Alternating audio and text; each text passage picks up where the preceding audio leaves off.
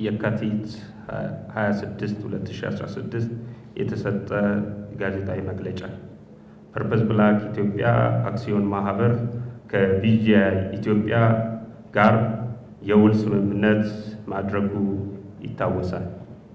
ፐርፐዝ ብላክ በውል መሰረት የሚጠበቅበትን ግዴታ አሟልቶ በውሉ መሰረት ፈጽሟል። ፐርፐዝ ብላክ ኢትዮጵያ በኩል ግብይቱን በውልና ማስረጃ ለማሰርና ለማጠናቀቅ ፍላጎትም ቁርጠኝነትም ከማሳየቱም በላይ የራሱ ያልሆኑ ግዴታዎችን ጭምር በመፈጸም በውልና ማስረጃ ውሉ እንዲካሄድ ይፈልጋል።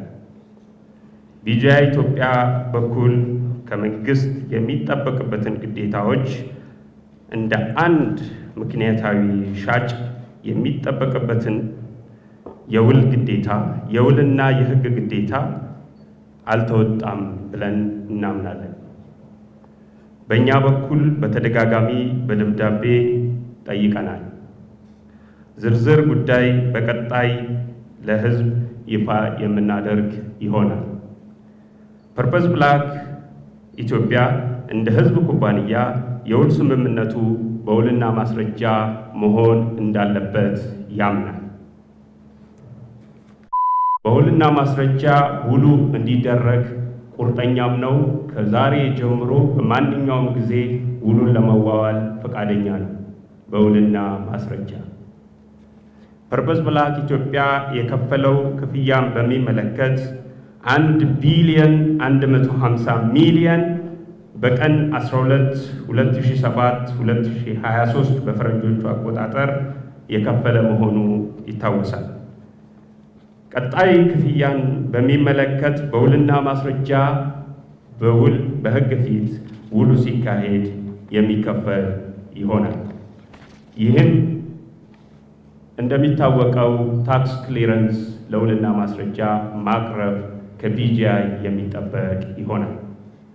አንድ ወገን ቢጂአይ በፈለገው ሰዓት ተነስቶ የሚያፈርሰው ተራ ውል አይደለም። ከሆነም በሕግ የሚዳኝ ስልጣን ባለው አካል ቀርቦ የሚዳኝ ይሆናል። ቢጂአይ ኢትዮጵያ ፒኤልሲ ጋራ የሽያጭ ውል ስምምነት የነበረን መሆኑ ይታወቃል። ሆኖም ግን ቢጂአይ ኢትዮጵያ በኩል በውል ያለበትን ግዴታ ባለመወጣት እና በውልና ማስረጃ ቀርቦ ለመፈራረም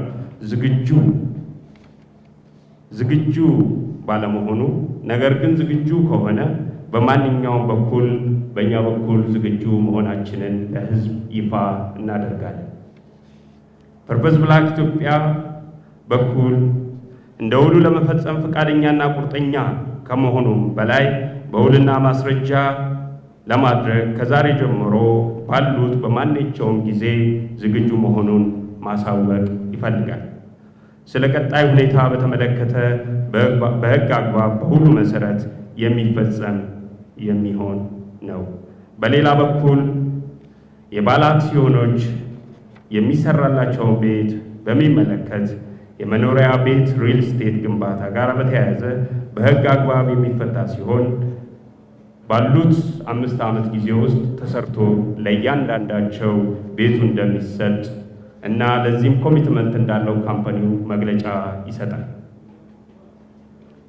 እንዲሁም ከዚህ ቦታም ባለፈ ሌሎች አማራጮች ኦልሬዲ ቤት መሬትና ቤት ገዝተን መሰረተ ድንጋይ እየጣልን መሆኑን እናሳውቃለን።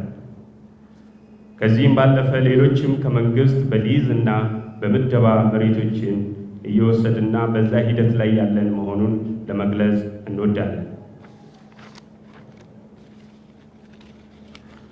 ከመሬትና ንብረት ገዝተን በእጃችን ከመኖሩም በላይ ሌላ መሬትና ቦታ በመግዛት ላይ እንገኛለን። ሶስተኛ፣ በሊዝ አግሪመንት የምንወስደው በሂደት ላይ ያለ መሆኑን እንገልጻለን። አራተኛ፣ 30 በ70 በሚለው የመንግስት ፕሮጀክት የምንወስዳቸው መሬቶች በሂደት ላይ ያሉ መሆኑን ለሕዝቡ ይፋ ማድረግ እንወዳለን። ዝርዝር ጉዳዩ በዋናው ስራ አስፈጻሚ በኩል በቀን ሐርብ 29/06/2016 የካቲት 29 2016 የሚቀርብ ይሆናል። ፈጣሪ ሀገራችንና ኢትዮጵያን ይባርክ። መግለጫ ከፐርፐዝ ብላክ በቀን 26/2016 ዓመተ ምህረት። ጥያቄ መጠየቅ ትችላላችሁ። አንድ ቁጥር ነው ፍሬው 2 3 ውሉ በሚፈረምበት ጊዜ መጀመሪያው ውል ከቢጂአይ ኢትዮጵያ ጋር ለምን በውልና ማስረጃ ማከናወን አልቻላችሁ? ምክንያቱም አሁን በእጃችሁ ያለ ውል እንግዲህ እንደ መንደር ውል የሚቆጠር ነው። በህጋዊ መንገድ በውልና ማስረጃ ካጸደቃችሁ በኋላ ወደ ክፍያ መግባት ያልቻላችሁበት ምክንያት ምንድን ነው የሚለውን መልስ ብትሰጡኝ አመሰግናለሁ። ትናንት ቢጂአይ በላከው መግለጫ መሰረት አሁን እዚህ ተቃራኒ የሰማነው እንደውም ቢጂአይ ራሱ ውሉ እንዲፈጸም በተደጋጋሚ ቢጎተጉትም በፐርፐዝ ብላክ በኩል ፈቃደኝነት ስላልታየ ውሉን ለማቋረጥ ተገደናል ነው። የእናንተ መልስ በዚህ ላይ ምንድን ነው? ሁለተኛ ልክ ዜናው ከተለቀቀ በኋላ አንባቢዎቻችን የጠየቁት ጥያቄ አሁን ፐርፐዝ ብላክ ላይ ቢጂአይ ቦታ ላይ ለሚገነባው ቦታ 1.5 ሚሊዮን ብር ድረስ የከፈሉ አክሲዮን ገዢዎች አሉ። የእነሱ ዕጣ ፈንታ ምንድን ነው የሚለው? አመሰግናለሁ። ሪፖርተር ጋዜጣ ነው። ምናልባት የመጀመሪያው ጥያቄ ከተስፋዬ ጋር ይመሳሰላል። ተደጋጋሚ ክፍያ እንድትከፍሉ ከሲኦዋችሁ ጋር የተወሰነ የስልክ ኢንተርቪው አድርጌ ነበረ። ከዚህ በፊት የመጨረሻ ማስጠንቀቂያ ተሰጥቶ ከዚህ እስከዚህ ድረስ እስከ የካቲት ይሁን በትክክል ቀኑ ስለማላስታውስ ነው። የመጨረሻው ክፈሉ የተባላችሁበት ቀን መቼ ነው? እሳቸው የነገሩን በዚህ 1 ወር ውስጥ ከፍለን እናጠናቀቃለን፣ የዛኔ ይፋዊ መግለጫ እንሰጣለን ብለው ስለነበር ማለት ነው። ቀሪ ያልተከፈለ ብርስ ምን ያህል ነው ያለው? ምናልባት የተባለው ገንዘብ ሙሉ ለሙሉ ተከፍሏል ወይ? ምክንያቱም ያለምንም ውይይት እንደዚህ አይነት ክልከላ አልተደረገም እና የመጨረሻ መክፈያ ቀናችሁ መቼ ነበር የሚለውን ምናልባት ስለ ቤት ደግሞ የተነሳው ከዚህ በፊት 1.5 ሚሊዮን ብር የከፈሉ አሉ። እነሱን እንግዲህ ግንባታዎች ለማካሄድ የተለያዩ ቦታዎች እየተረከብን ነው ብላችኋል። የት አካባቢ ነው የተረከባችሁት? ምን ያህል ካሬ ሜትር? መቼ ግንባታ ይጀምራል? ክፍያውን ከፈጸሙት ሰዎች ጋርስ ምን አይነት ንግግሮችን እያተነጋገራችሁ ትገኛላችሁ? የሚሉትን አዲስ አበባ ላለ ክፍሎቹ የመጣሁት እንትን መጠየቅ የፈለጉት ባክግራውንድ አይነት ነው። እስካሁን ምን ያህል ሼር ሸጣችኋል? ለምን ያህል ሰዎች የሚለው ነው። ሁለተኛ ደግሞ ውልና ማስረጃ መፈራረም የፈለጋችሁት እናንተ፣ እነሱ ደግሞ ምን አይነት ሀሳብ አቅርበው ነበር? ለምንድን ነው እናንተ ውልና ማስረጃ መፈራረም የፈለጋችሁት የሚለው ነው። የእነሱ ላይ ላክ ኦፍ ኮሚትመንት የሚል ነገር አቅርበዋል። እናንተስ ላክ ኦፍ ኮሚትመንት ነው የምትሉት ወይ እነሱ የሚል ነው? በአጠቃላይ ብሩ ምን ያህል ነው መክፈል ያለባችሁ? እስካሁን 1.5 ቢሊዮን ብላችኋል። በአጠቃላይ ምን ያህል ነው የሚለው? ከመጀመሪያው ጥያቄ እነሳለሁ። በአቶ ፍሬ በኩል የቀረበው በውልና ማስረጃ ያልተደረገው ለምንድን ነው የሚል ጥያቄ ተጠይቋል። በጣም ተገቢና ትክክለኛ ጥያቄ ነው። በውልና ማስረጃ እንዲደረግ ራሱ የተፈራረምንበት ውል አንቀጽ 6 ንዑስ ቁጥር 1 ወደፊት በዝርዝር ለሕዝቡ ይፋ እናደርጋለን። በውልና ማስረጃ መጽደቅ አለበት ይላል። ካምፓኒዎች እንደሚታወቀው ውል ማድረግ ይችላሉ። እርስ በርስ ካምፓኒ ቱ ካምፓኒ የውል ስምምነት ማድረግ ይችላል።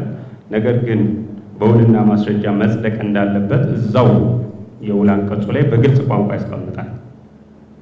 በዚህ ውል ላይ በውልና ማስረጃ ለመፈራረም ፈቃደኛ ያልሆነው ቢጂአይ ነው። ምክንያቱም ቀጥታ ቢጂአይን መጠየቅ ያስፈልጋል። እንደ ጋዜጠኛ ዝርዝሩን መጠየቅ ያስፈልጋል። ለምንድን ነው በውልና ማስረጃ ለመፈረም ፈቃደኛ ያልሆናችሁት? ምክንያቱም እነሱን ስለሚመለከት በዚህ ጉዳይ ላይ ዝርዝር ጉዳይ መግለጫ መስጠት የሚችሉት ቢጂአዮች ናቸው። እኛ ግን እንደ ማንኛውም ምክንያታዊ ገዢ ውላችን በውልና ማስረጃ መጽደቅ አለበት፣ የሀገሪቱን ሕግና ደንብ መከተል አለበት ብለን በጽኑ አቋም ይዘናል። ይህንን መፈተሽ የጋዜጠኞቹ ከፍተኛ ስራ ይሆናል ማለት ነው። በውልና ማስረጃ ለምን እንዲዋዋል እንዳልፈለጉ መጠየቅ ያስፈልጋል። ነገር ግን በተዋዋልነው ውል ላይ በግልጽ ቋንቋ በውልና ማስረጃ ይጸድቃል ይላል። በውልና ማስረጃ እንዳይጸድቅ የተፈለገበት ምክንያት ምንድን ነው? ከመንግስት ግዴታዎች ለማምለጥ ነው ወይ ብሎ መጠየቅ ከአንድ ጋዜጠኛ የሚጠበቅ ነገር ነው። ለምንድን ነው የመንግስት ተቋም ነው ውልና ማስረጃን ለማጽደቅ አውተንቲኬት ለማድረግ ዶክመንት ለማድረግ በህግ ስልጣን የተሰጠው በአዋጅ የተቋቋመ ተቋም ነው። ይህ ተቋም ውሎችን ያዋውላል። እንደሚታወቀው በቀን ውስጥ ብዙ ሽያጮች ይካሄዳል። የመኖሪያ ቤት ይሸጣል፣ ይገዛል፣ ንብረት ይሸጣል፣ ይገዛል። በዚህ ሂደት ውስጥ በውልና ማስረጃ በውሉ መሰረት ሄዶ መዋዋልን ለምን ፈቃደኛ አልሆናችሁ ብላችሁ ቢጃይ መጠየቅ ያስፈልጋል። አንዱ እሱ ነው። ስለዚህ በውሉ ላይ ምንም በዚህ ረገድ ምንም አይነት ክፍተት የለም። በግልጽ ቋንቋ ተቀምጧል። በውልና ማስረጃ ሄዶ እንደሚጸድቅ ያስቀምጣል። ከዛ ውሉ ከዚህም ባለፈ ካፒታል ጌን ታክስ መክፈል አለባችሁ ይላል። ካፒታል ጌን ታክስ ክሊረንስ ማቅረብ አለባችሁ ይላል ውሉ። አንቀጽ 2 ብንወስድ ታክስ ክሊረንስ አምጡ ይላል። አንቀጽ 3 ላይ ስንወስድ አንቀጽ ንዑስ ቁጥር 3(1)(2) ካፒታል ጌን ታክስ ክፈሉ ይላል ውሉ። ካፒታል ጌን ታክስ መክፈል የማን ኃላፊነት ነው? የሻጭ ኃላፊነት ነው። ሻጭ መክፈል አለበት። ይህንን ጋዜጠኞች መጠየቅ አለባቸው። ይሄ ነው እኛ ያየነው ከመንግስት ግዴታ የመንግስትን ግዴታ ከመወጣት አንጻር እና በውልና ማስረጃ መዋዋሉ እንደ ፐብሊክ ካምፓኒ ግዴታ አለብን። ይህ የህዝብ ኩባንያ ነው። ስለዚህ እንደ ህዝብ ኩባንያ ትልቅ ኃላፊነት እንደሚሰማው የህብረተሰብ ክፍልና ኃላፊ ማንኛውም ውሎች ሲካሄዱ በውልና ማስረጃ ነው። እኛ ከዚህ በፊት ቦታ ገዝተናል። ወሰን ላይ በውልና ማስረጃ ነው የተዋዋልነው። በአንድ ቀን እዛው ውልና ማስረጃ ውስጥ ያልቃል። የሚጠበቀው ክሊራንስ የሚጠበቁትን ደብዳቤዎች ማምጣት ከክፍለ ከተማ ንብረቱ ካለበት ክፍለ ከተማ ደብዳቤ ይጻፋል። ያንን ደብዳቤ ማምጣት፣ ዲጂታል ካርታ ማምጣት ወይም ደግሞ ትክክለኛውን ካርታ የጀርባ ማህተም የተደረገው ይዞ መቅረብ፣ ይሄ የሻጭ ኃላፊነት ነው። በነገራችን ላይ የገዢ ኃላፊነት ገንዘብ መክፈል ነው። ማንኛውም ንብረት ስትገዙ ኃላፊነቱ ገንዘብ መክፈል ነው። ገንዘብ ደግሞ ፐርፐዝ ብላክ አለው። ሊከፍል ግን የሚችለው ህጋዊ ሪኳርመንቱ ሲሟላ፣ ህጋዊ ሪኳርመንት ባልተሟላበት ሁኔታ የሚከፍልበት ግራውንድ የለም። ስለዚህ ይህንን በደንብ ማጣራት ያስፈልጋል ማለት ነው። ዝርዝር ጉዳዮችን እነሱን ጠይቆ ማረጋገጥ ያስፈልጋል። የፍሬው ጥያቄ በዚህ ረገድ እናያለን። 1.5 ሚሊዮን የገዙ ሰዎች እጣ ፈንታ ምን ይሆናል የሚል ጥያቄ አለ። የነሱ ባይዘወይ ይሄ ካምፓኒ የራሳቸው ነው። ማወቅ ያለባችሁ ነገር ወሰን ላይ ያለው ይመለከታቸዋል፣ ቢጃይ ይመለከታቸዋል፣ ባለቤቶችም ናቸው። ቤቱም ተሰርቶ ይሰጣቸዋል። ድሮስ የማን ሊሆን ነው? ለእነሱ የማይሰጥበት ምንም የህግም የሞራልም መሰረት የለም። እነሱ ሲጀመር ኩባንያው የእነሱ ነው እያልን ነው አይደለም። ቢጃይ የወሰኑም ይመለከታቸዋል፣ እርሻውም፣ ሱፐር ማርኬቱም ሁሉም ይመለከታቸዋል። ለምን? እነሱ ባለ አክሲዮን ናቸው፣ የኩባንያው ባለቤቶች ናቸው። ስለዚህ ይገባቸዋል፣ ይመለከታቸዋል በሚለው መመለስ ያስፈልጋል ማለት ነው። ለእነሱ በቂ ዝግጅት አለ፣ በቂ ገንዘብም አለ። ለእነሱ የሚሆን የሚያሰራ የገንዘብ ችግር የሊኩዲቲ ችግር ካምፓኒው የለበትም። ሰርተን በወቅቱ እናስረክባለን። በምናችን መሰረት? በውላችን መሰረት። በምን ያህል ጊዜ ውስጥ? በ5 ዓመት ጊዜ ውስጥ። ስለዚህ ይህንን ማወቅ ያስፈልጋል ማለት ነው። ቀሪ ክፍያን በሚመለከት የውሉ ስምምነት ኢንስቶልመንት ነው። ኢንስቶልመንት ማለት በ3 ዙር የሚደረግ ክፍያ ማለት ነው። የመጀመሪያው ዙር ተከፍሏል። ሁለተኛው ዙር ክፍያ የሚፈጸመው በጊዜ አይደለም። በውልና ማስረጃ ሲፈራረም ሲመልታነስሊ ነው የሚከፈለው፣ በአንድ ጊዜ ማለት ነው። ሁለተኛ እህቴ ለጠየቅሽው ጥያቄ ውላችን ላይ በግልጽ ያስቀምጣል። የጊዜ ገደብ የለውም። ግን አንድ የካምፓኒ ስራ መሪ ለሚሰራው ስራ ቀጥ ስለሚኖረው ጊዜ ሊያስቀምጥ ይችላል። ነገር ግን ውላችን የሚለው በውልና ማስረጃ ሲጸድቅ ሲመልታኒስሊ ክፍያው ይከፈላል ይላል። ሁለተኛ ዙር ክፍያ 2.5 ቢሊዮን ብር ነው። ይህም የሚከፈለው በውልና ማስረጃ ሲጸድቅ ኦን ደ ስፖት ነው የሚከፈለው። ሳይኒንግ ፔይመንት ዊዝ ሳይኒንግ ኮንትራክት ቢፎር ዳርስ ነው የሚለው ውሉ በቀጥታ ማለት ነው። ስለዚህ ዳርስ ላይ ይከፈላል ማለት ነው። እዛው የሚከፈል ሲመልታኒስሊ ሀፕን የሚያደርግ እንጂ የጊዜ ገደብ የተቀመጠለት አይደለም። ስለዚህ ፐርፐዝ ብላክ ያዘገየውም ምንም ያደረገው ነገር የለም። በጣም ያዘገዩት ራሳቸው ቢጂአይዎች ናቸው ያዘገዩት። ለምንድን ነው ያዘገዩት? የመንግስትን ግዴታ በጊዜው ባለመወጣት። ይህንን ማረጋገጥ የእናንተ ኃላፊነት ነው እንደ ፐብሊክ ኮርፖሬት ሶሻል ሪስፖንሲቢሊቲ። እኛ ደግሞ ያለብንን ግዴታ እናውቃለን። በዛ ግዴታ እየፈጸምን እንገኛለን። በነገራችን ላይ ውልን በፈለጉ ጊዜ ማንም ሰው ተነስቶ የሚያፈርሰው ተራ ውል አይደለም። ተራ ውል ነው ካሉ ያ በህግ አግባብ ቀርቦ የሚዳኝ ነው የሚሆነው።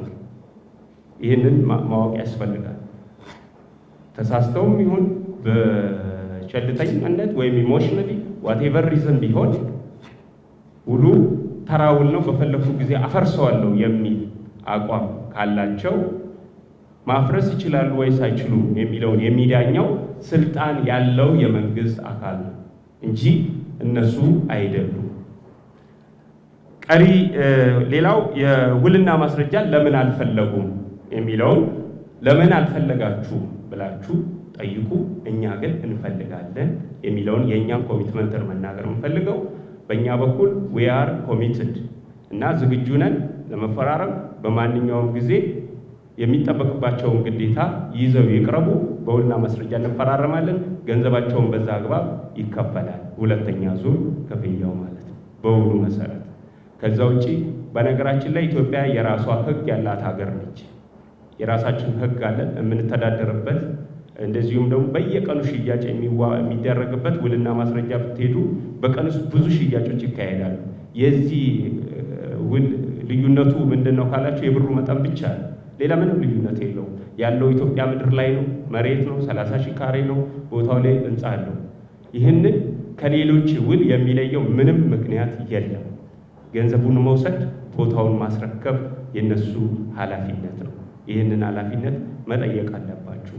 እንደ ህዝብ ኃላፊነት እንደሚሰማው የማህበረሰብ ክፍል በእኛ በኩል ኃላፊነት እንደሚሰማው ፐብሊክ ካምፓኒ እንደመሆኑ መጠን ከፍተኛው ጥንቃቄ ወስደን ነው እየሰራን ያለ ነው። በዚህ ፈቃደኛ ከሆኑ በውልና ማስረጃ ፈቃደኛ ከሆኑ በነገው ዕለት መጥተው መዋዋል ይችላሉ።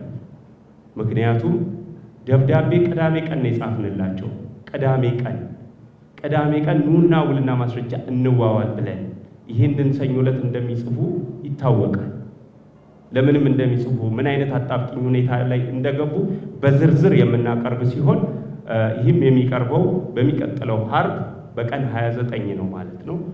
በእኔ በኩል ጨርሻለሁ። ያልተዳሰሰ ጥያቄ ካለ ወይም ሌላ ተጨማሪ ጥያቄ ካለ ማቅረብ ይቻላል። እኔ ያልዳሰስኳቸውን ጥያቄዎች የአበሻ ዋና ሲኦ ጥያቄውን ይዳስሱላቸዋል ማለት ነው። የአበሻ ሌጋል ፌርም የፐርፐዝ ብላክ ኤክስተርናል አድቫይዘራችን ነው፣ የለው ፈርም ነው። እሱ ደግሞ በዚህ ጉዳይ ላይ አጠቃላይ ያሉትን ሁኔታዎች ያቀርብላቸዋል። ተፈራርመን ከሐምሌ 4 ጀምሮ አገልግሎት በመስጠት ላይ እንገኛለን። እንደምትረዱት ይሄን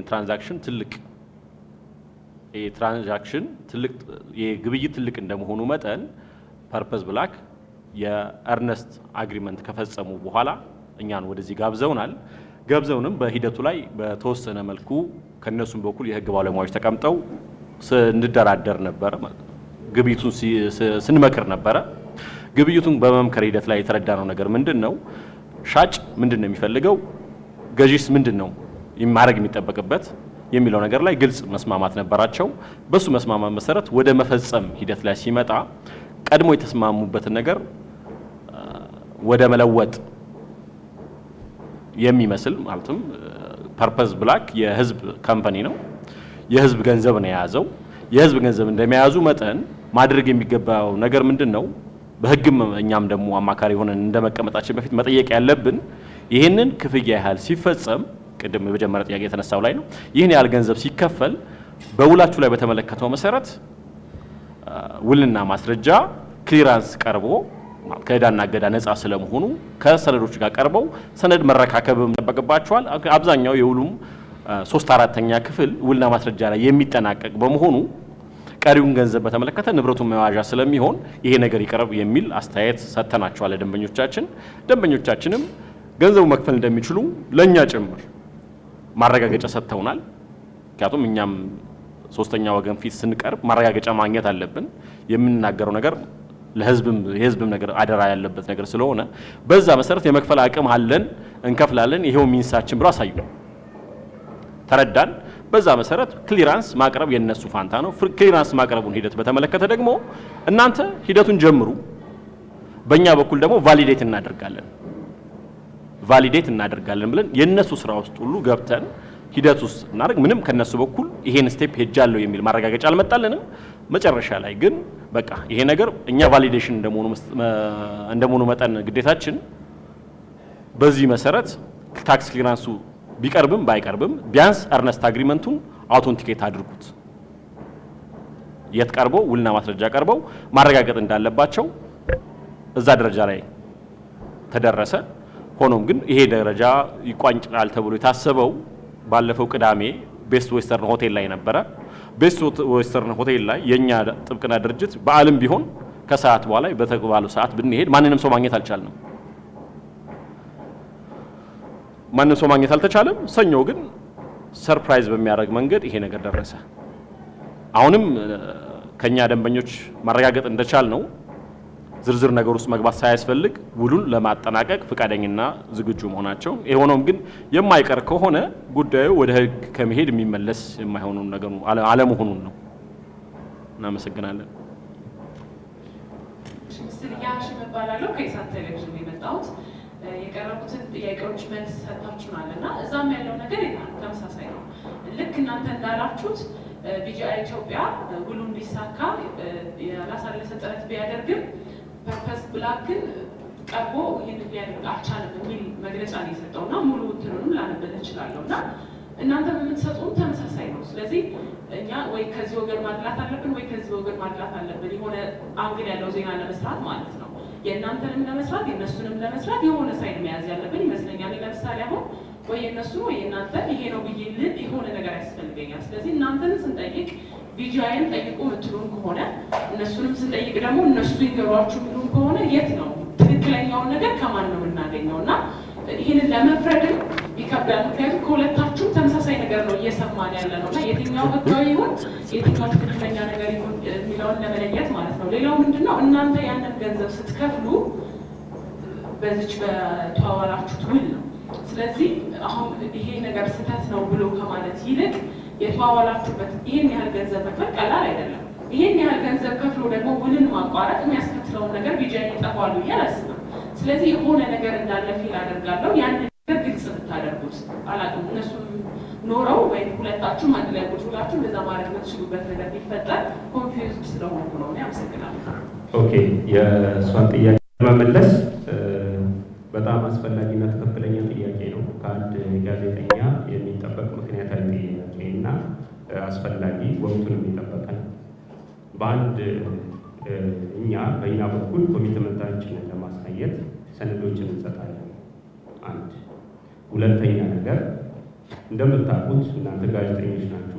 አንድ ሰው ሲሸጥ ማንኛውም ንብረቱ ድርጅት ሆኖ ሲሸጥ ክሊራንስ ማምጣት እንዳለበት ከዚህ ቤት ካለ ሰው ከማንም ይሰወራል እያለ አላም ለሁሉም ሰው ግልጽ ነው። ምክንያቱም የድርጅት ንብረት ሲሸጥ በአገሪቱ የገቢዎች ሕግ መሰረት ከግብር ነፃ የሚል ማምጣት አለበት።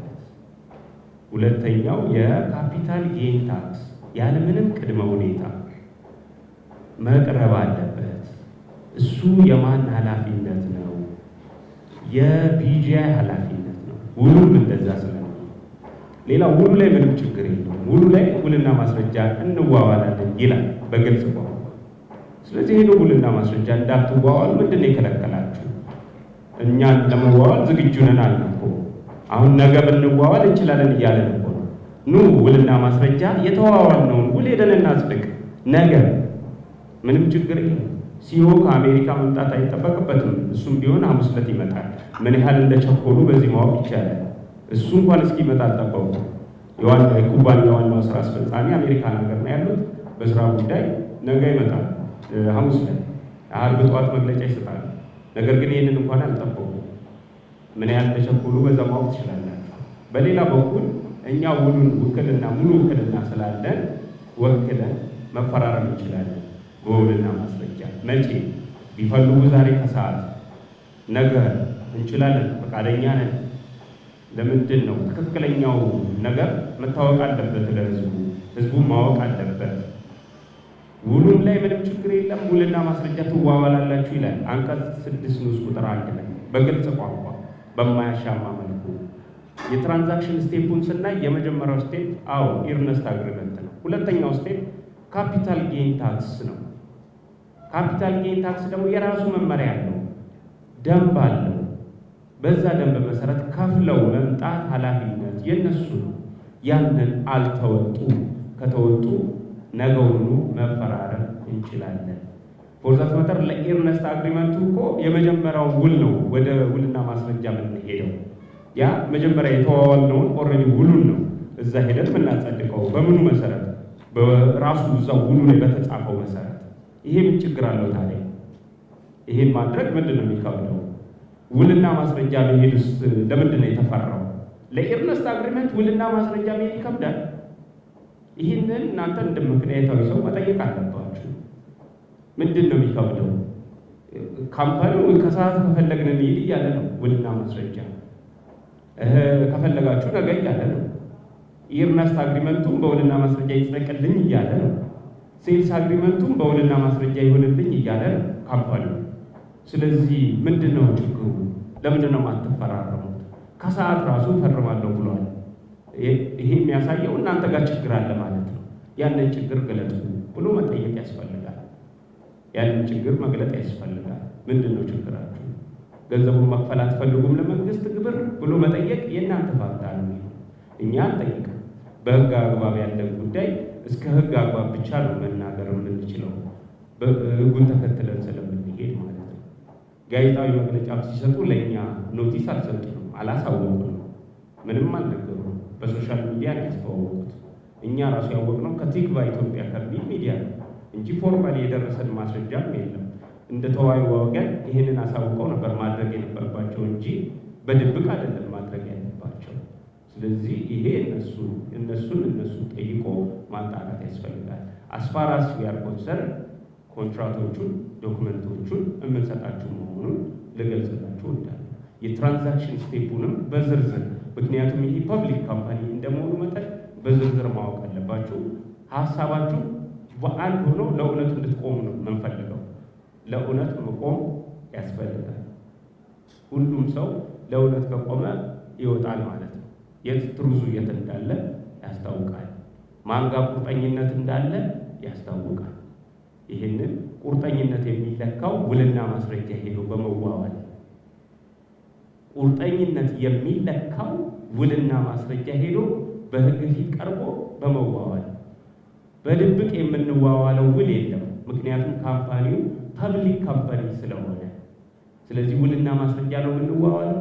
የመጀመሪያው ውልና ማስረጃ ሄዶ ይጸድቃል። ሁለተኛው ውልና ማስረጃ ሄዶ ይጸድቃል። ስለዚህ በዚህ አግባብ በማንኛውም ሰዓት ዝግጁ መሆናችንን፣ ፈቃደኛ መሆናችንን፣ ቁርጠኛ መሆናችንን እናንተ ልታውቁ ይገባል። ለህዝቡም ይህንን ሜሴጅ ልታስተላልፉ ይገባል። በአንድ ሁለት ተዋዋይ ወገኖች አንዱን ሌብል ማድረግ ራሱ ተገቢነት የለውም። ቁርጠኛ አይደሉም ብሎ መናገር ተገቢነት የለውም። እኛ ግን ቁርጠኝነታችንን የምናሳየው በተግባር ነው። ውልና ማስረጃ ኑና እናጽድቀው። ቀድመን የተፈራረምነው በህጉ መሰረት በአንቀጹ መሰረት አንቀጽ ላይ 6 ንዑስ ቁጥር 1 ላይ በግልጽ ተቀምጧል። በዛ መሰረት እናጽድቀው። መቼ የተዋዋል ነው? ቀድመን የተዋዋል ነው። እንደሚሉት ከ1 ዓመት በፊት የተዋዋል ነው። መጽደቅ አለበት። ይጸድቃል ይላል ውሉ። እሱን ማየት ያስፈልጋል። ኦኬ ቀጥሎስ የሽያጩን እናካሄዳለን። ኦኬ እሱም በውልና ማስረጃ መጽደቅ አለበት። በውልና ማስረጃ ነው የምናዋውለው። ለዛ ፈቃደኛ እስከሆኑ ድረስ በማንኛውም ሰዓት ፐርፐዝ ብላክ ኢትዮጵያ ፈቃደኛ ነው፣ ዝግጁ ነው።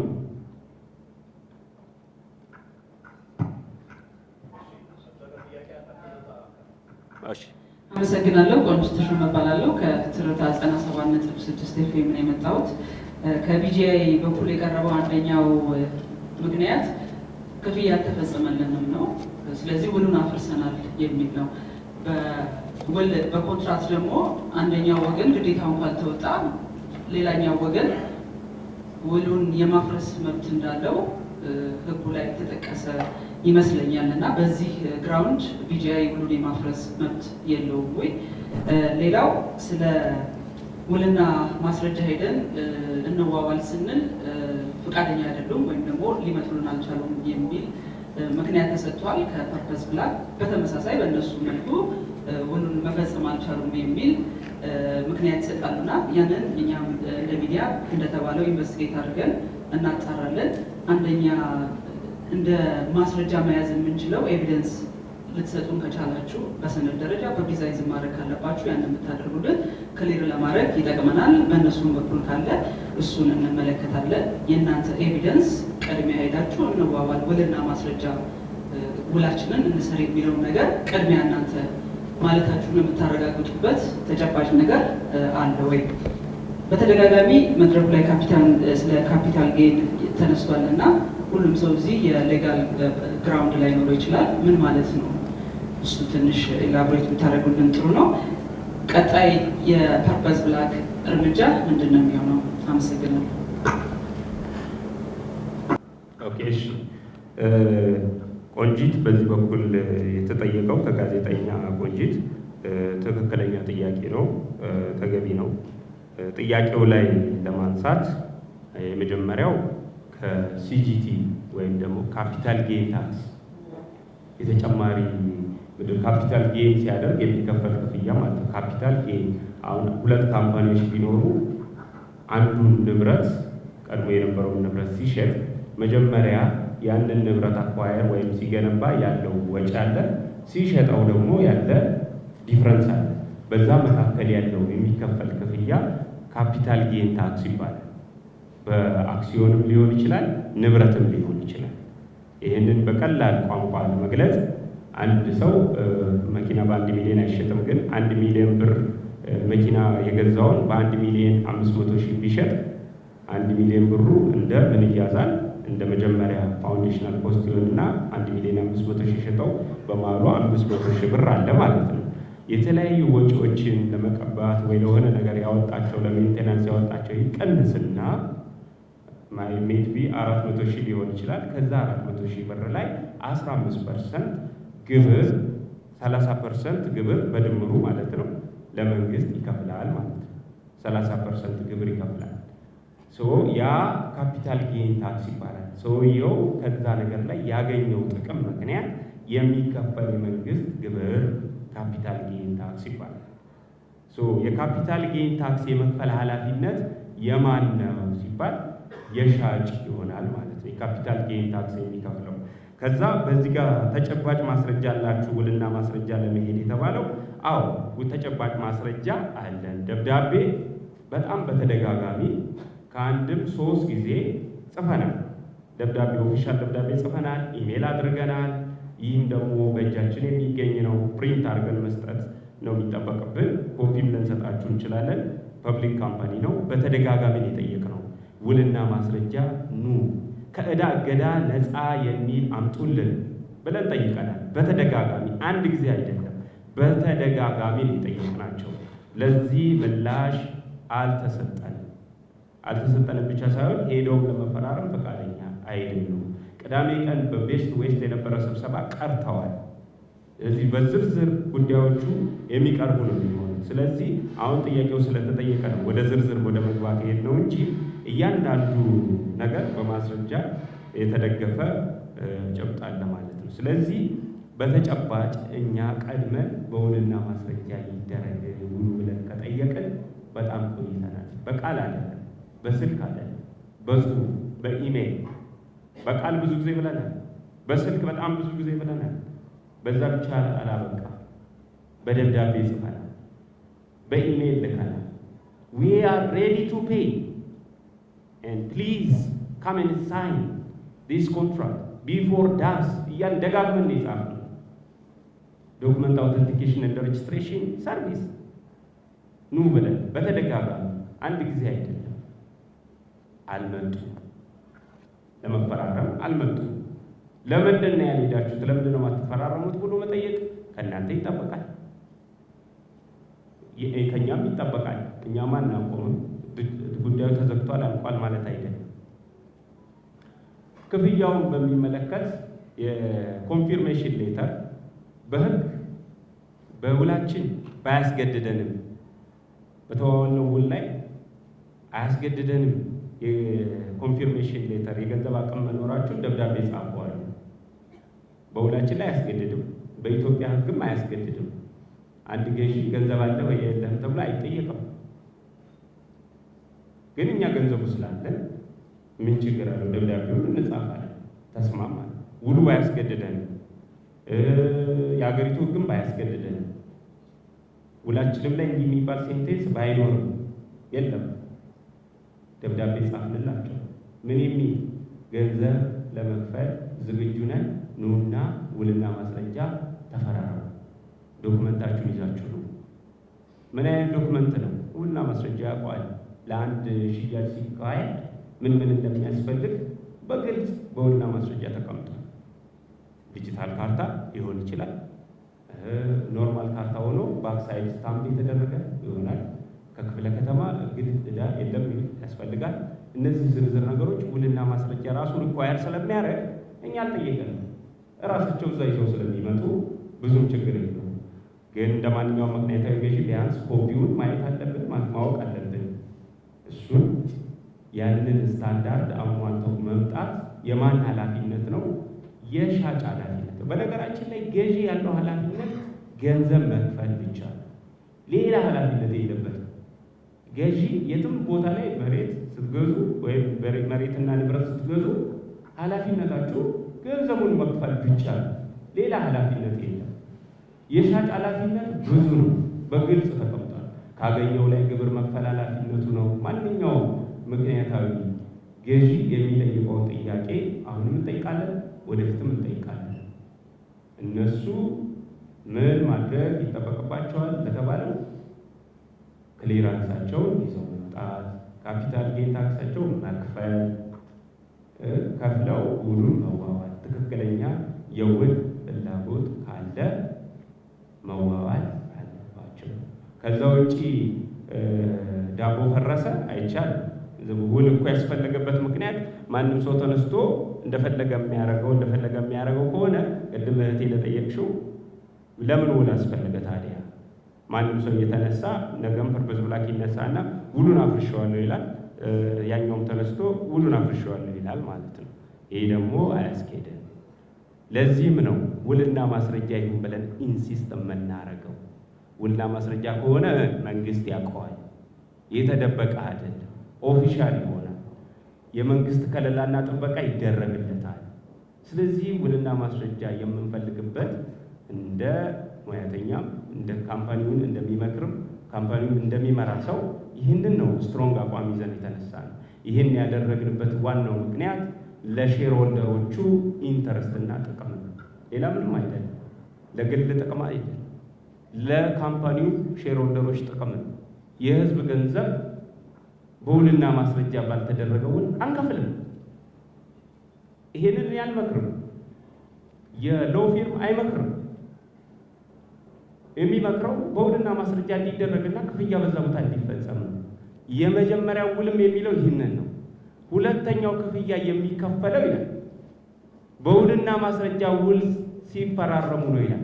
ሳይመልታነስሊ ነው ይላል እንጂ የጊዜ ቀመር አይደለም የተቀመጠለት። 1 ወር 2 ወር የሚል ነገር የለውም። 8 ወር የሚል ነገር የለውም። በዚህ ምንም አይነት ፐብሊክን ሚስሊድ ማድረግ አያስፈልግም። የጊዜ ገደብ አይደለም ያለው። በውልና ማስረጃ ሲደረግ ሳይመልታነስሊ ክፍያ ይፈጸማል የሚለው። ስለዚህ በዛ መሰረት እንፈጽም፣ ክፍያውን በዛ አግባብ ይከፈል ነው እኛ እያልን ያለ ነው። ስለዚህ ካፒታል ጌን ታክስ የመክፈል ኃላፊነት የማን ነው? የሴለር ነው፣ የሻጭ። ሻጭ ደግሞ ቢጂአይ ነው። ፐርፐዝ ብላክ ገዢ ነው። እንደሚገዛ ሰው ደግሞ ዶክመንት ያጣራል። እውነት ነው። በውልና ማስረጃ ውል ይደረግ ይላል። ትክክል ነው። መጀመሪያ ላይ የተዋዋለውን ውል በውልና ማስረጃ ይደረግልኝ ይላል። አዎ፣ ምክንያቱም ውሉም ላይ ይላል፣ የሀገሪቱ ሕግም ያስገድዳል። በነገራችን ላይ የማይንቀሳቀስ ንብረት በሕግ በተሰጠው ስልጣን በተሰጠው አካል ፊት ቀርቦ የመመዝገብ ግዴታም አለበት። ያንን እኔ አይደለም ያልኩት፣ የሀገሪቱ ሕግ ነው የሚለው። የማይንቀሳቀስ ንብረት በስልጣን በተሰጠው የመንግስት አካል ፊት ቀርቦ መመዝገብ አለበት ይላል። ስለዚህ መመዝገብ አለበት። ይህንን ለምንድን ነው የማይመዘገበው ብሎ መጠየቅ ያስፈልጋል። ለምንድን ነው የማይመዘገበው? ከዚህ በፊትስ የተዋዋላችሁት ውል ለምንድን ነው ውልና ማስረጃ ሄደው ያልጸደቀው? ለምን አትጠይቋቸው? ለምንድን ነው ያልጸደቀው? ከዚህ በፊት እኮ ውል ተዋውላችኋል። እነሱም እኮ መዋዋሉን አሉ፣ ውል ተዋውለናል ብለዋል። ስለተዋዋሉም ነው ውሉን አፍርሰናል ያሉት። የሌለ ውል አይፈርስም አይደለም።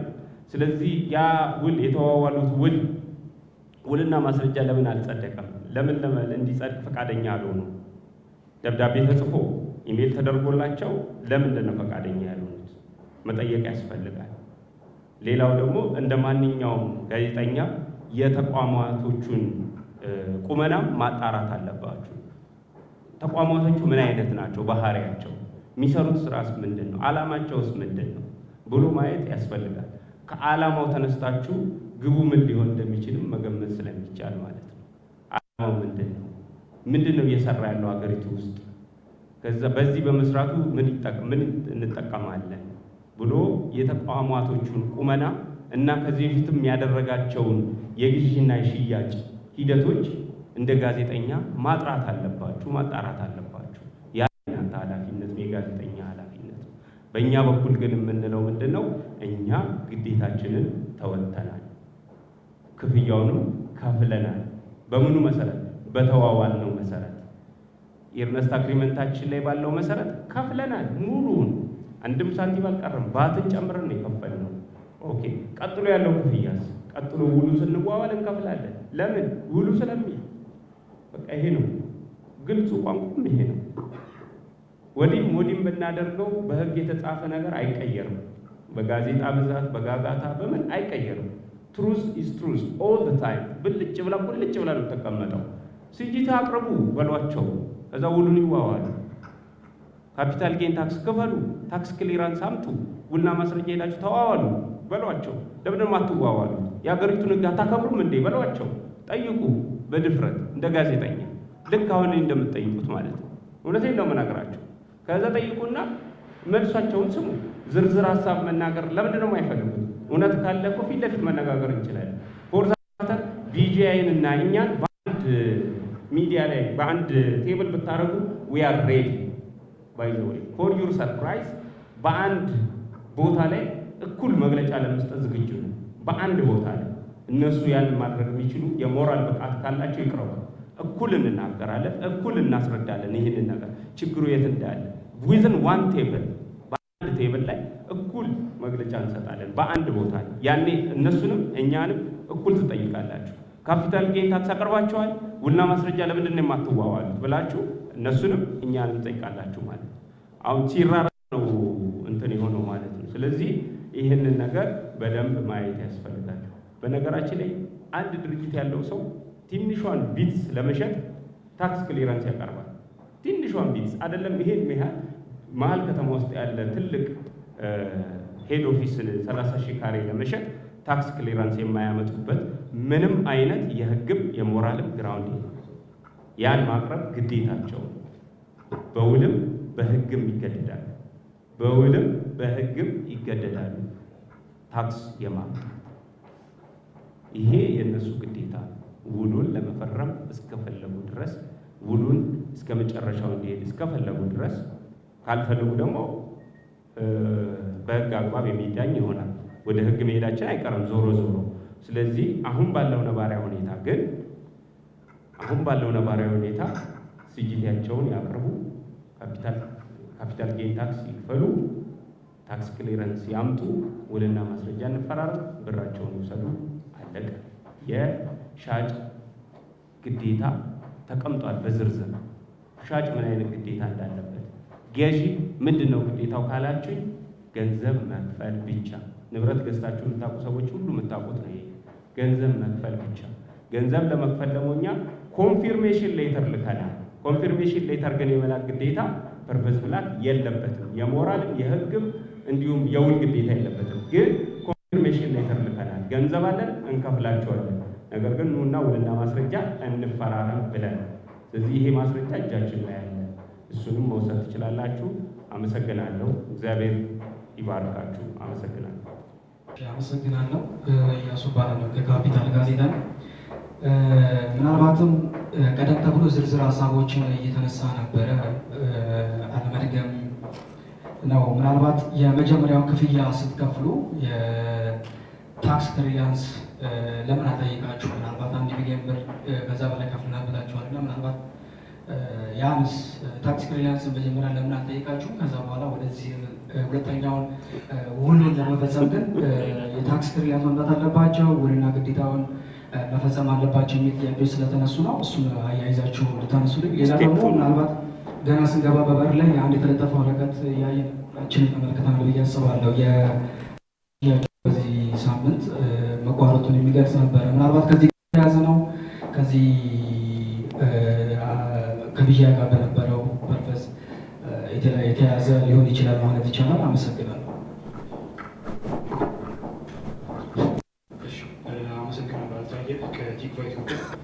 እኔ ከግንባታ ጋር የተያያዙ ጥያቄዎችን መጠየቅ የሚፈልገው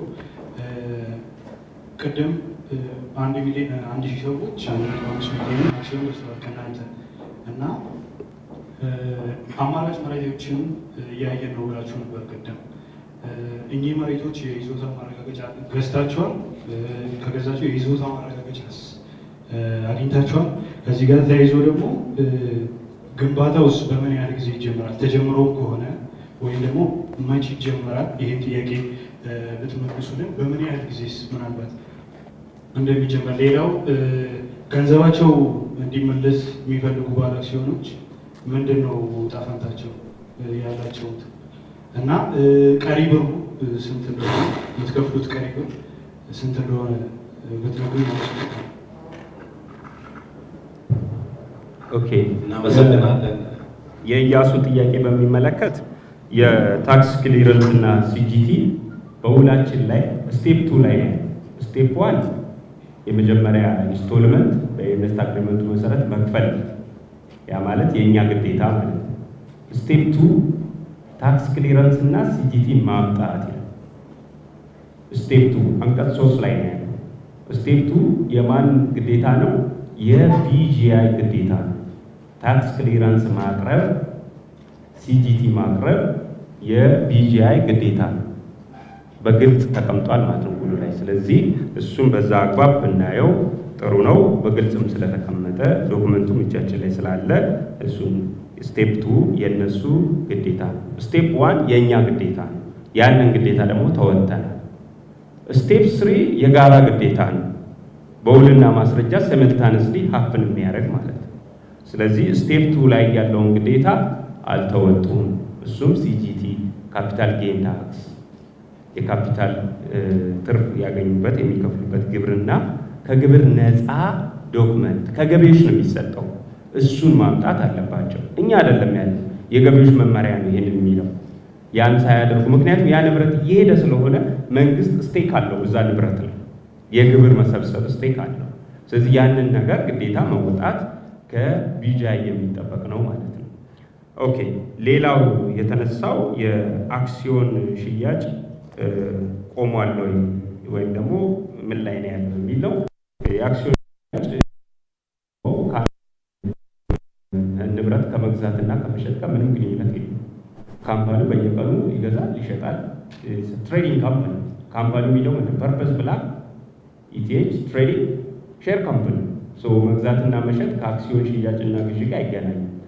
መግዛትና መሸጥ ሴልስ ነው፣ ትራንዛክሽን ነው። አክሲዮን ሽያጭ ግን ካፒታል የድርጅቱ ካፒታል አካል ነው የሚሆነው። ስለዚህ ካምፓኒው በቂ ካፒታል አለኝ አሁን ይበቃኛል ካለ ማቆም ይችላል ማለት ነው። ሌላ ጊዜ ሊጀምር ይችላል። ፎርዛት ማተር ካፒታል ሲፈልግ ሪሶርስ ሞባላይዝ ማድረግ ሲፈልግ ካፒታሉ ለመሰብሰብ የራሱን አማራጭ ይጠቀማል ማለት ነው። ይሄ በሕጉም በግልጽ የተቀመጠ ነው። ሌላው የአክሲዮን ገንዘብ ይመለሳል ወይስ አይመለስም ተብሎ ለተጠየቀው እሱ ንግድ ሕግ ላይ በግልጽ ቋንቋ ተቀምጧል። የአክሲዮን ገንዘብ አይመለስም። የአክሲዮን ገንዘብ አይመለስም፣ ግን ይመለስልኝ ብሎም የጠየቀ ሰው የለም። ነገር ግን መሸጥ ይችላል። በአክሲዮን ሕጋችን ላይ በግልጽ እንደሚደነግገው መሸጥ ይችላል። ያንን ካምፓኒው ሪባይ ላይ ያርከው ይችላል ኦር ሌሎች ሰዎች ይገዙታል ማለት ነው።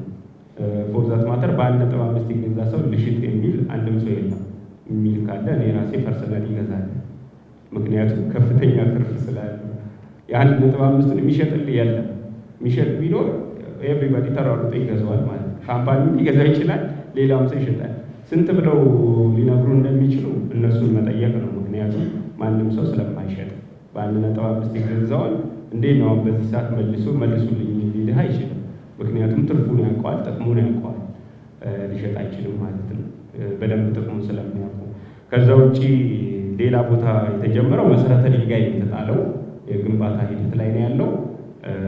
የሚገኘው ወደ ወሰን ነው ቦታው። ስፔሲፊክ ቦታ በተመለከተ በነገራችን ላይ እሱ ቦታ ብቻ አይደለም እኮ በጣም ብዙ ቦታ ላይ ፐርፐዝ ብላክ መገንባት ፕሮግራም ያለው አፎርደብል ሃውሲንግ ፕሮግራም ነው ራሱ እንጂ አንድ ቦታ የሚገነባ ነገር ብቻ ሳይሆን በተለያዩ ቦታዎች በሶስት አማራጭ፣ አንደኛው መሬትና ንብረትን ከግለሰቦች በመግዛት ከዛ በኋላ ቤቱ ይፈርሳል፣ ምክንያቱም ወደ ፎቅ ስለምንሰራው ማለት ነው። አንዱ አማራጭ አለ። ሁለተኛው አማራጭ መሬትና ንብረት ገዝቶ በተለይ ሰፊ ቦታ ያላቸው ትንሽ ቤት ያላቸው ሰዎች ይገዛል፣ ቤቱን ያፈርሰዋል፣ ከዛ ፎቅ ይገነባል። እሱ አንዱ አማራጭ ነው። ሌላኛው አማራጭ ደግሞ ከባለ ሀብት ጋር አብሮ ማልማት። ከባለ ሀብት ጋር አብሮ ማልማት ደግሞ ምን ማለት ነው? ፐርፐዝ ብላ ገንዘቡን ያ ሰው ደግሞ ንብረቱና ቦታው አንድ ላይ አድርገው ይገነባሉ፣ ከዛ ይከፋፈላሉ። ይህም ደግሞ በውል ስምምነት የሚገዛ ይሆናል ማለት ነው። ሶስተኛው አማራጭ ደግሞ ከመንግስት የሚወሰድ ቦታ፣ ያም አንደኛው 37 ነው። 37 ማለት ምን ማለት ነው? 30% የመንግስት ነው፣ 70% የባለ ሀብቱ ወይም የፐርፐዝ ፕላን ነው። ስለዚህ በዛ መንገድ ያለማል ማለት ነው። ከዚሁ ከመንግስት ጋር ተያይዞ ያለው ደግሞ የሊዝ ነው፣ በምደባ የሚሰጥ ወይም ደግሞ በሊዝ ውድድር የሚሰጥ ቦታ ነው። እሱ ላይም ደግሞ አንደኛው ጨረታ በማሸነፍ ቦታዎችን ይወስዳል። ሁለተኛው ደግሞ ያለ ጨረታ በምደባ ይሰጠዋል ማለት ነው። እሱም ጥያቄ ቀርቦ ሂደት ላይ ነው። የምደባ የሚወሰደው ቦታ በድርድር ስለሚፈልግ ማለት ነው። ጨረታውን ካሸነፍ ትወስዳለህ፣ ምንም ድርድር የለውም። እሱ ጨረታ አሸንፈን ቦታ የምንወስደው። በምደባ የሚሰጠው ግን ድርድር ይፈልጋል ከመንግስት ጋር ማለት ነው። ተደራድረ ያ ቦታ ይፈቀዳል። በአጭር ጊዜ ውስጥ የማልማት ሂደታል። በነገራችን ላይ ቦታ ከወሰድክ በኋላ በምን ያህል ጊዜ ውስጥ ማልማት አለብን? አዲስ አበባ ከተማ አስተዳደር ራሱ ህግ አለ። በምን ያህል ጊዜ ውስጥ ማልማት እንዳለብን፣ በ6 ወር ማልማት አለብን፣ ወዲያው ልማት ውስጥ መግባት አለብን። ካላለማ ይወስደዋል መልሶ። ስለዚህ ቶሎ ማልማት ግዴታ አለብን ማለት ነው። ስለዚህ ከዚህ አኳያ ምንም ችግር የለም። እኛ የገባነው ውል 5 ዓመት ነው የሚለው። ስለዚህ 5 ዓመት ጊዜ አለ ማለት ነው። እኛ ግን ከ5 ዓመት በፊት ልናስረክብ እንችላለን። አሁን በምንሄደው ኬስ ከሄድን ከ5 ዓመት በፊት ልናስረክብ እንችላለን። ግን 5 ዓመት የመቆየት ግዴታ አለባቸው። ምክንያቱም የውል ግዴታው 5 ዓመት ጊዜ ስለሚል እኛ 5 ዓመት ስናደርግ የተለያዩ ሁኔታዎችን ግምት ውስጥ አስገብተን ነው። ከውጭ ዕቃ ሲገባ የሚወስደውን ጊዜ፣ ሀገር ውስጥ መሬት ስትረከብ የሚወስደውን ጊዜ፣ የምታለማበትን ጊዜ ግምት ውስጥ አስገብተን ነው 5 ዓመት ያለው። ስለዚህ በዛ መሰረት በ5 ዓመት ጊዜ ውስጥ ወይም ከዛ ቀድሞ እንደ ፐብሊክ ካምፓኒ ቀድመን ዲሊቨር ካደረግን ሰክሰስ ነው። ስለዚህ ቀድመን ዲሊቨር እናደርጋለን ማለት ነው። ፎርዛት ማተር ሌሎች ቦታ በፍጥነት የማለቅ ዕድሉ ከፍተኛ ነው። ምክንያቱም ኦልሬዲ መሬት ሰኪዩር ያደረግናቸው መሰረተ ድንጋይ የተጣለ ግንባታ ለመጀመር ሂደት ላይ ያለ ሌሎቹ መሬት ተገዝተው የሚሰሩ በተለይ መሬትና ቦታ ተገዝተው የሚሰሩ ቦታዎች ፍጥነት አላቸው በእኛ ቁጥጥር ስለሆኑ። ከአልሚ ጋር በጋራ የምንሰራው ፍጥነት አለው በእኛው እንትን ስለሆነ። ከመንግስት ጋር የሚደረገው ደግሞ ታይም ቴክ ያደርጋል፣ ምክንያቱም ድርድሮች ስላሉ ማለት ነው። 70/30ውን አፕላይ አድርገን ብዙ ስቴፕ ሄዷል። በምደባውም በዛ ስቴፕ ሄዷል ማለት ነው። ሁሉንም ነገር በሰዓቱ የምንገልጽ ይሆናል። በነገራችን ላይ መሰረተ ድንጋይም ስንጥል ስንገነባም ኤቭሪቲንግ ለፐብሊኩ እንለቃለን ማለት ነው። በኬቲቪ ይተላለፋል፣ በኮርፖሬት ሚዲያ ይተላለፋል። እንደዚሁም በተለያዩ ኢቲቪ፣ ፋና፣ ፐርፐዝ ብላክ የሚሰራቸው እያንዳንዱ ነገሮች ለህዝቡ ግልጽ ተደርጎ ነው የሚደረገው። ሽንኩርት በ25 ብር ሲሸጥ እኮ በድብቅ አለ፣ ህዝቡ ሁሉ በሚያውቅበት መንገድ የተነገረው የተላለፈው ማለት ነው። ስለዚህ ሽንኩርት በ25 ብር ሲሸጥ ፐብሊክ ያደረገ የሪል ስቴት ገንብቶ ፐብሊክ አያደርግም ተብሎ አይታሰቡም። ፐብሊክ ያደርጋል። ፐብሊክ ማድረግ ደግሞ ግዴታችንም ጭምር ነው። እኛ ሪስፖንሲቢሊቲ ያለብን እንደ ህግ ባለሙያ ብቻ ሳይሆን ኩባንያውንም እንደሚመራ ሰው ኃላፊነት አለብን። የምን የማድረግ እያንዳንዷን ነገር ለህዝቡ የማሳወቅ አሁን ዛሬ የምናደርገው ነገር ምንድን ነው? ህዝቡ እንዲያውቀው እያንዳንዱ ነገር እንዲያውቅ፣ ይሄ ኃላፊነታችንም ነው ግዴታችንም ነው። ከዚህ ቀጥሎ ያሉትንም ስቴፖች እያንዳንዱን አክሽን ጉዳዮች ለህዝቡ ይፋ የምናደርግ ይሆናል። እያንዳንዱ ነገር ይፋ የሚደረግ ይሆናል። ሌሎች የተገዙትንም ቦታዎች የሚገዙትንም ቦታዎች የቢጂአዩን ሁሉንም አንድ ትራንዛክሽን ብቻ አይደለም እኮ የምናደርገው። ፐርየር ብዙ ትራንዛክሽን እናደርጋለን፣ ግዢ እንፈጽማለን። የፈጸምናቸውም ማለት በውልና ማስረጃ ማለት ነው። ስለዚህ ህጋዊ ነገሩን ተከትለን የምንሄደው። በነገራችን ላይ ፎር ዩር ኢንፎርሜሽን ፐርፐዝ ብላክ ውል ሲፈጽም እዛው ከሰውየው ጋር በተሸጠበት ዋጋ ነው የሚያስቀምጠው። ራሱን ዋጋውን ነው የሚጽፈው። ለምሳሌ ቦታውን በ100 ሚሊዮን ገዝቶ ከሆነ በ100 ሚሊዮን ብሎ ነው የሚጽፈው። ላይ ለአንተ ግብር ምናምን የሚጨነቅልህ ነገር የለም። 100 ሚሊዮን ከሆነ 100 ሚሊዮን ብሎ ነው የሚጽፈው። ከዛ በኋላ ካፒታል ጌን መክፈል ካለብህ መክፈል አለብህ። እኛም ደግሞ በዛ ምክንያት 6% ምንከፍለው አለ። 4 ሚሊዮን የሚሆን 5 ሚሊዮን ከመጣብን እንከፍላለን። በዚህ ምክንያት ነው ከፍተኛ ግብር ከፋይ ውስጥ ይገባል በአጭር ጊዜ ውስጥ ማለት ነው እንጂ መጀመሪያ አነስተኛ ግብር ከፋይ ነበር። እያንዳንዱ ትራንዛክሽን አዚቲዝ ውሉ ላይ ይገባል። ለምን? ገንዘቡ እኮ ባንክ ቱ ባንክ ነው ትራንስፈር የሚሆነው። ባንክ ቱ ባንክ ትራንስፈር የሚሆነው ገንዘብ እኮ ይታያል። ካምፓኒ ቱ ካምፓኒ ትራንዛክሽን ይታያል እኮ። ከ1 ቢሊዮን ብር በላይ ከ1 ሚሊዮን ብር በላይ የምታደርጋቸው ትራንዛክሽኖች መንግስት ራሱ ያውቃል፣ ይታያል። ስለዚህ ውላችንም ክፍያችንም በውሉ ላይ በተቀመጠው መሰረት ይሄንን አውቀው ነው የሚሸጡ ሰዎችም ለኛ የሚሸጡት። ይሄንን አውቀው በዚህ ምክንያት የሚመጣ ካፒታል ጌን ታክስ ካለ ይከፍላሉ። ያን መክፈል የማይፈልግ ካለ የእሱ ምርጫ ነው ማለት ነው። ይሄኛው ምርጫ አይደለም። ያንን መክፈል ግዴታው ነው። እሱን አልከፍልም የሚል ከሆነ አንቀበልም ማለት ነው። እዚህ ፐርፐዝ ብላክ የሚያደርገው ትራንዛክሽን ትራንስፓረንት ነው፣ ግልጽ ነው ለህዝቡ። እንደገና አዚቲዝ ነው የሚቀመጠው። የገንዘብ መጠኑ አዚቲዝ ይቀመጣል ውሉ ላይ ልክ በተስማማ ነው። 5 ቢሊዮን ብር ከሆነ 5 ቢሊዮን ብር ተብሎ የሚጻፈው አንድም ብር አይቀንስም። ቢጂአይ ውል የተዋዋል ነው 5 ቢሊዮን ብር ነው። ውላችንም የሚለው 5 ቢሊዮን ብር አንድም ብር አይቀንስም። ቫቱንም ስናስቀምጥ በተመሳሳይ 1 ቢሊዮን ብር ስንከፍል 1 ቢሊዮን ብር ነው። ክፍያውም 1 ቢሊዮን ብር ነው። ሪሲቱም 1 ቢሊዮን ብር ነው። ትራንስፈር የተደረገው 1 ቢሊዮን ብር ነው።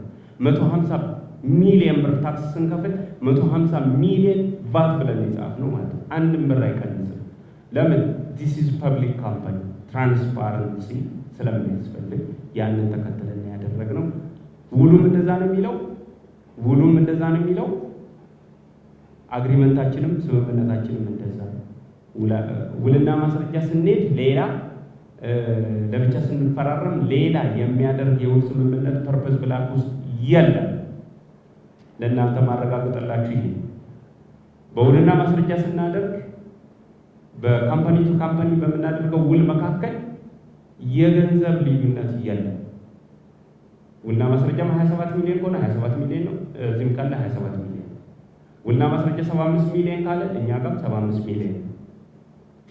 5 ቢሊዮን ካለ እዛም 5 ቢሊዮን ነው፣ እዚህም 5 ቢሊዮን። ስንነጋገርም ስንሰራ ምንም የሚቀየር ነገር የለም። ይሄ ኮርፖሬት ሶሻል ሪስፖንሲቢሊቲ ይባላል። ማህበራዊ ኃላፊነት አለብን። ዲፓርትመንቱ ብሏል። ኮርፖሬት ሶሻል ሪስፖንሲቢሊቲ ያለው ፕሪ ኦዲት አለ፣ ኦዲተሮች አሉ፣ ሪስክ ማኔጅመንት ቲም አለ፣ ዲፓርትመንት ራሱን የቻለ ማለት እነሱ ይቆጣጠራሉ። ስለዚህ ይህን ኤክስተርናል ኦዲተር አለው የካምፓኒ። ስለዚህ ያን ተከትሎ ነው የሚሰራው። ቦርድ አለው እኮ ቦርድ ይቆጣጠራል። የተለያዩ ክፍሎች ነው። አንድ ገንዘብ ሊወጣ 8 ክፍል ነው የሚፈረሙ። 2.5 ቢሊዮን ብር ዝም ብሎ ይወጣል? አይወጣም። ስለዚህ ይሄ ገንዘብ እንዲወጣ እንዲከፈል ምን ያስፈልጋል? ተገቢው የህግ ሪኳርመንት መሟላት አለበት። ታክስ ክሊረንስ መከፈል አለበት። ካፒታል ጌን ታክስ መከፈል አለበት። በውልና ማስረጃ ውሉ መካሄድ አለበት። ይሄ ሳይደረግ የሚሆንበት የህግ አግባብ የለም፣ የሞራል አግባብ የለም። ውሉም ይህን እንድናደርግ አይፈቅድም። ያ የተዋዋልነው ውልም ይህንን አይፈቅድም። ስቴፕ 2 ላይ በግልጽ አስቀምጧል። ታክስ ክሊረንስ ማምጣት የሴለር ኦብሊጌሽን ነው ብሎ አስቀምጧል። ይሄን ይመስላል። ሌላ ሀሳብ ከሌለ መግለጫችን በዛሬው ዕለት በእንዲህ አይነት መንገድ ተጠናቋል።